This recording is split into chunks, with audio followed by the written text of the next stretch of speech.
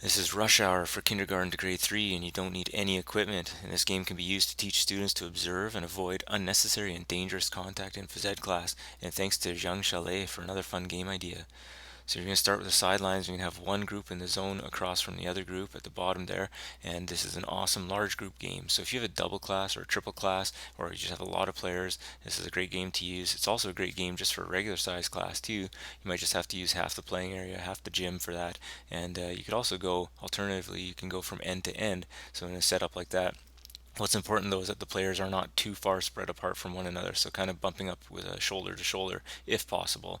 And the idea is the players are cars. So we got the green cars, we got the red cars. You can tell them a little quick story about what rush hour is. So in the city, at a certain time, the cars are flying by. There's a lot of busyness. They're trying not to crash into each other, and that's what they do in this game, not to try not to crash into one another. So on the whistle, you're gonna have the green team. They're gonna try and get over across to the other side where the red players start, and the red is gonna try and get across to where the green started. So essentially, they're going to swap positions, and they're going to do this in a certain time limit. So start with maybe 8 seconds or whatever would work nice for your size area. And of course, the idea is that they're not to, or try not to crash into one another, and that's the whole avoiding unnecessary and dangerous contact. So so we blow the whistle, you start counting down 8, 7, 6, and the players start running, trying to get to the other side before the time goes. And at the end of the example, we see that two players or two pairs had crashed into each other. So whether it's a big crash or a small crash, any accident, they have to become roadblocks. So what they do is they kind of go make the star form side by side, and now there are roadblocks that'll have to be avoided in the subsequent rounds. So you put up 8 seconds again, or you're going to say blow the whistle and start counting down 8, 7, 6. Again, they're going to go across the other side.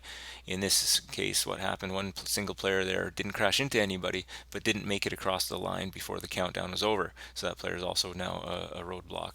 And as we have now 7 seconds, so call out, okay guys, 7 seconds to get across now, blow the whistle, start counting down, 7, 6, 5, so on and so forth. We see in this example, the green player there had crashed into the roadblock, and then we had two red players who collided with each other. So even if you collide with your own team, you're stuck there, and now they're also roadblocks. So it gets harder and harder as time goes on.